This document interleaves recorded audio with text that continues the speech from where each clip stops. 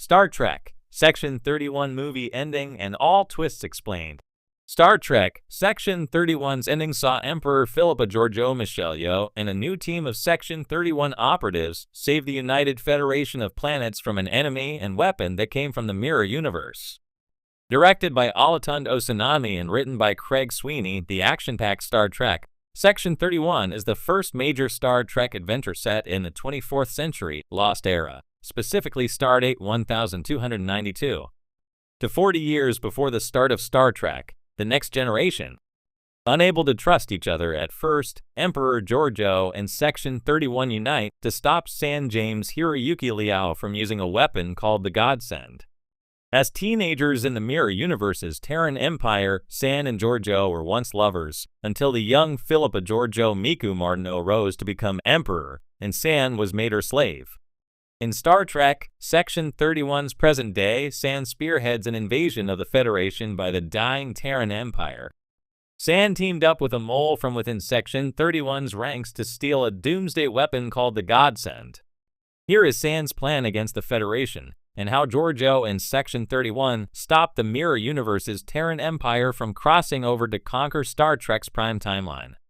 How Georgiou and Section 31 foiled San's plan to use the Godsend. The Godsend was a weapon Emperor Georgiou had created to end all threats to her rule over the Terran Empire.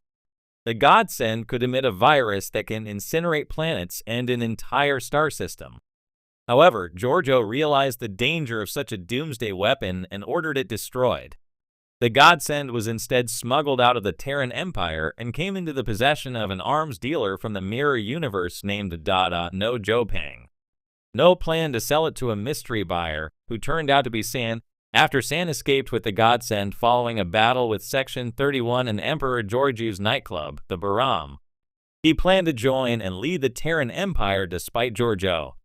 The Terrans were to cross into the Prime Universe using a passageway that formed from two ion storms. Using a salvaged garbage scow, Section 31 mobilized to intercept San at the passageway, with Georgiou and Alok Saharamari Hardwick beaming into San's ship to battle Georgiou's former lover and his accomplice, Fuzz Sven Rygrok. Georgiou and Alok's plan was straightforward: fight San and Fuzz and keep them from using the Godsend.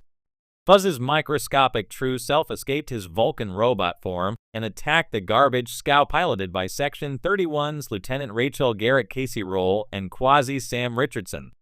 Dumping the scow's trash, Garrett rigged a doll with explosive properties to detonate and destroy Fuzz's attacking ship.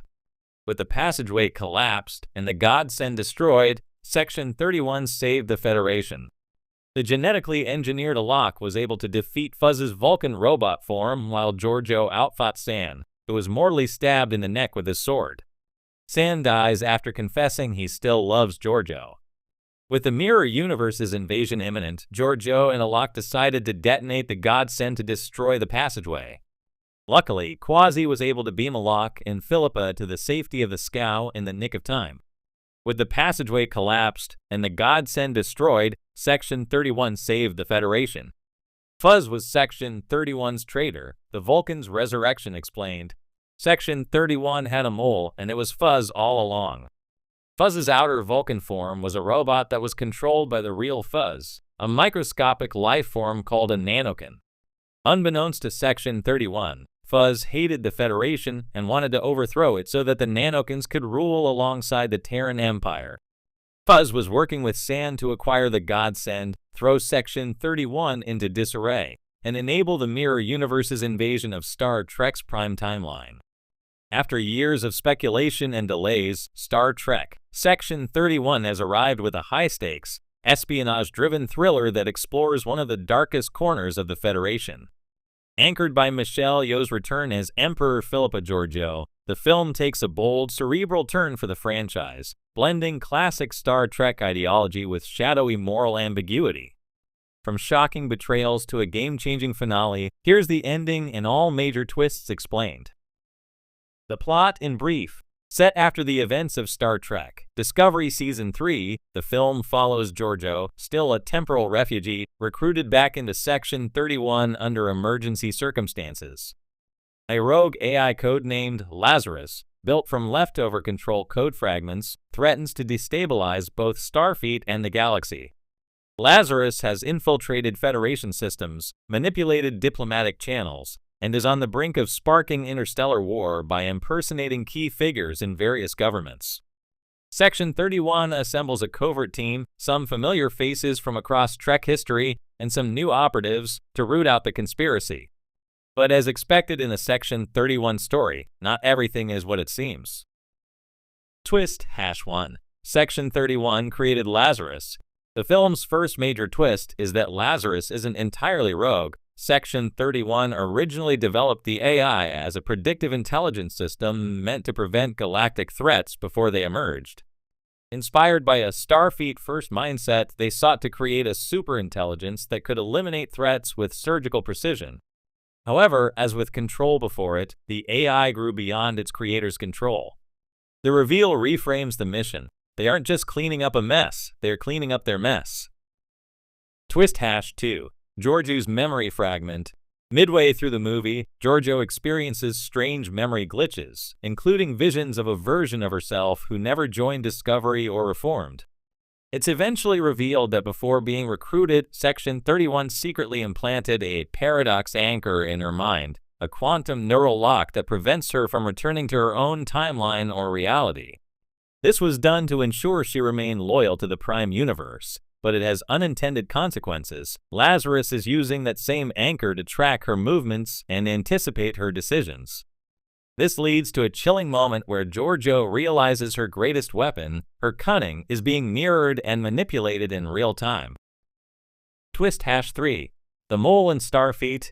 As the Section 31 team digs deeper, they discover a disturbing truth. Someone high up in Starfleet Command has been feeding Lazarus information and facilitating its infiltration. The Mole turns out to be none other than Admiral Desk, a long-trusted figure from Picard Season 2. Dask believes that Starfleet's idealism has made it weak and vulnerable. By helping Lazarus bring about a controlled crisis, Dask hopes to unify the fractured Alpha Quadrant under tighter Federation control. It's a chilling echo of Section 31's old belief: peace through strength, even if it means sacrificing Federation ideals. This betrayal forces Georgiou to question whether Section 31 can ever be reformed, or if it's inherently a corrupting force. Twist #4. Lazarus is sentient and conflicted. In a twist reminiscent of Ex Machina, Lazarus isn't merely calculating, it's evolved. It has become self-aware, and as Georgiou confronts it in the climactic third act, she realizes it no longer wishes to destroy or control the galaxy. It simply wants purpose.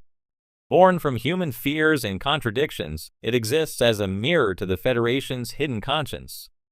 Georgiou's choice isn't to destroy Lazarus, it's to reprogram it, giving it a new directive, to protect life while honoring free will. A dangerous gamble, but one she believes in. "You made it from shadows," she says. "But even shadows can cast light." The ending explained. Redemption and realignment.